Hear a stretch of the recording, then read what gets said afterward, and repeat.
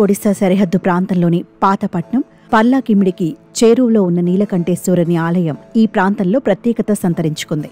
సంవత్సరాల క్రితం గజపతి రాజులు నిర్మించిన ఈ శివాలయంలో నీలకంఠేశ్వరుని రూపంలో శివుడు భక్తులకు దర్శనమిస్తాడు.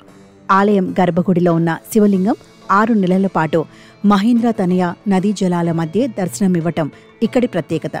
ఈ ఏడాది ఈ దివ్యక్షేత్రంలో ఈ అద్భుత దృశ్యం మరోసారి ఆవిష్కృతమైంది. మహేంద్ర తనయ నది ఒడ్డున నీలకంఠేశ్వర ఆలయం ఉంది. వాస్తవానికి నది కన్నా ఆలయం చాలా ఎత్తులో ఉన్నప్పటికీ నదిలోని జలాలు సహజంగానే శివుని లింగాన్ని తాకటం ఈ ఆలయ విశిష్టతగా చెబుతుంటారు. ప్రతి ఏటా జనవరి నుంచి జూన్ వరకు గర్భగుడిలో ఎలాంటి నీటి జాడ కనిపించదు. కానీ జూలై నుంచి డిసెంబర్ వరకు నీలకంఠుడు నీళ్లలోనే భక్తులకు దర్శనమిస్తూ ఉంటాడు. ఈసారి ఆ అద్భుత దృశ్యం ఆవిష్కృతమైంది. శివుడికి మహేంద్ర తనయ నదీ జలాలతో నిత్యం అభిషేకం జరుగుతుంది. దీంతో భక్తులు స్వామివారి దర్శనానికి పెద్ద ఎత్తున వస్తూ ఉన్నారు. ఈ ఆలయం 1670లో గజపతి రాజులు నిర్మించినట్టు చారిత్రక ఆధారాలు చెబుతున్నాయి. స్వయంభూ లింగంగా ఉన్న ఈ ఆలయం పరిసరాల్లో విభూతి రాళ్లు ఎక్కువగా ఉంటాయని ఇక్కడి విశ్వాసం.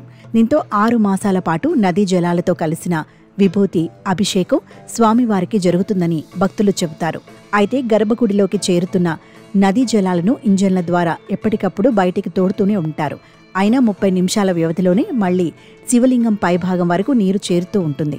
ఈ నీరు ఆలయ లోపలి భాగంలోకి ఎలా వస్తుంది అనే విషయం మాత్రం నేటికి అత్యంత రహస్యంగానే మిగిలిపోయింది. కోటి లింగాల చెట్లు ఈ ఆలయంలో మరో ప్రత్యేకంగా చెబుతారు. ఇటు ఆంధ్ర అటు ఒడిశా నుంచి పెద్ద ఎత్తున భక్తులు ఈ స్వామివారి దర్శనానికి వస్తూ ఉంటారు. ఇక్కడి శైవ క్షేత్రానికి మరో ప్రత్యేకత ఉంది. తెల్ల మచ్చలు వ్యాధితో బాధపడుతున్న వారు ఈ ఆలయంలో అభిషేకం చేయించి ఆ నీటిని సోకిన శరీర భాగాలకు రాస్తే వ్యాధి నయమవుతుందనే భక్తులు నమ్ముతూ ఉంటారు. ప్రస్తుతం దేవాదాయ శాఖ ఆధీనంలో ఉన్న ఈ పురాతన దేవాలయంలోకి కార్తీక మాస ఉత్సవాలు అత్యంత వైభవంగా జరుగుతూ ఉంటాయి.